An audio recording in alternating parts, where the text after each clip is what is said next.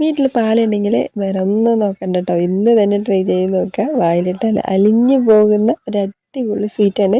Chilli പോലെ ഉണ്ടാവും കേട്ടോ കഴിക്കുന്ന സമയത്ത്, കാണുമ്പോൾ അതേപോലെ തന്നെയാണ്. അപ്പം നമുക്ക് അത് റെഡിയാക്കി എടുക്കാം.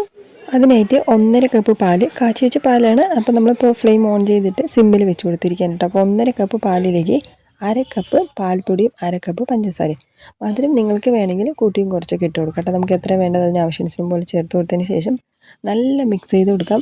സിമ്മിൽ തന്നെയാണ് വെച്ച് കൊടുത്തിരിക്കുന്നത്. നമ്മൾ പാൽപ്പൊടി ഇട്ട് കഴിഞ്ഞാൽ പെട്ടെന്ന് തീ കൂട്ടി കൊടുക്കുമ്പോൾ ചിലപ്പോൾ ചെറിയ കട്ടകളൊക്കെ പിടിക്കാൻ ചാൻസ് ഉണ്ട്. അപ്പോൾ തന്നെ നമ്മൾ സിമ്മിൽ വെച്ച് നന്നായിട്ട് പാൽപ്പൊടി നല്ല മിക്സ് ചെയ്തതിന് ശേഷം പിന്നെ തീ കൂട്ടി വയ്ക്കാം കേട്ടോ. ഇപ്പോൾ ഒരു 2 പിഞ്ചോളം ഏലക്കപ്പൊടിയും കൂടി ചേർക്കുന്നുണ്ട്. ഏലക്കപ്പൊടി കൂടി ചേർക്കുമ്പോൾ നല്ലൊരു മണം ഉണ്ട് കേട്ടോ. നമുക്ക് കഴിക്കുന്ന സമയത്ത് സിമ്പിളായിട്ട് ചെയ്തെടുക്കാൻ പറ്റിയ റെസിപ്പിയാണ്, പക്ഷെ നല്ല ടേസ്റ്റാണ്. നമ്മൾ ഫ്രിഡ്ജിലൊക്കെ വെച്ചിട്ടൊന്ന് സെറ്റ് ചെയ്തെടുത്ത് കഴിക്കുമ്പോൾ നല്ല ടേസ്റ്റ് ഉണ്ടാകുന്നത് കേട്ടോ. അപ്പോൾ നമ്മുടെ പഞ്ചസാര നന്നായിട്ട് അലിഞ്ഞ് വരട്ടെ. അതിന് കൂടെ തന്നെ നമ്മൾ പാല് നല്ല തിളച്ച് വരികയും ചെയ്യണം. അങ്ങനെ ഇതുപോലെ നല്ല തിളച്ച് പാല് നന്നായിട്ട് ഇത് കണ്ടിട്ട് പഞ്ചസാരയും അലിഞ്ഞ് വന്നിട്ടുണ്ട്, പാലും നല്ല തിളച്ച് വന്നിട്ടുണ്ട്. അതിലിപ്പോൾ നമ്മൾ ചൈന ഗ്രാസാണ് കേട്ടോ ചേർക്കുന്നത്. അപ്പോൾ നമ്മൾ ഒരു പാക്കറ്റ് ഉണ്ടല്ലോ, നമ്മൾ ഒരു പാക്കറ്റ് മേടിക്കില്ല, അപ്പോൾ അതിന് മൊത്തത്തിൽ ഞാൻ ഇട്ട് കൊടുത്തിട്ടുണ്ട് കേട്ടോ. അപ്പോൾ എല്ലാം കൂടി ഇട്ടിട്ട് നല്ല മിക്സ് ചെയ്തേക്കുക. നല്ല മിക്സ് ചെയ്തതിന് ശേഷം നമ്മുടെ ഈ ഒരു ചൈന ഗ്രാസ് ഉണ്ടല്ലോ, അത് വന്ന് നല്ല മെൽറ്റായാൽ മാത്രം മതി. അത് മെൽറ്റാകുന്ന സമയത്ത് തന്നെ ഇതുപോലെ നല്ല കുറുകി നല്ലൊരു തിക്കായിട്ടുള്ള പരുവം കിട്ടും. അപ്പോൾ ഈ സമയത്ത് നമുക്ക് ഫ്ലെയിം ഓഫ് ചെയ്ത് കൊടുക്കാം കേട്ടോ. നമ്മളത് നന്നായിട്ട് വറ്റിച്ചെടുക്കണം എന്ന് ആവശ്യമില്ല. ഈ ഒരു ചൈന ഗ്രാസ് ആ പാലിൽ കിടന്ന് മെൽറ്റാവുന്ന സമയത്ത് ഇതുപോലെ തിക്നെസ്സിലാവും. അപ്പോൾ നമുക്കത് മാറ്റിയിട്ട് ഇപ്പോൾ വേറൊരു പാത്രത്തിൽ തന്നെ നെയ്യാണ് കേട്ടോ തേച്ച് കൊടുക്കുന്നത്. നെയ്യ് തേച്ച് കൊടുക്കുമ്പോഴാണ് നല്ലൊരു മണം ഉണ്ടാകുന്നത് കേട്ടോ.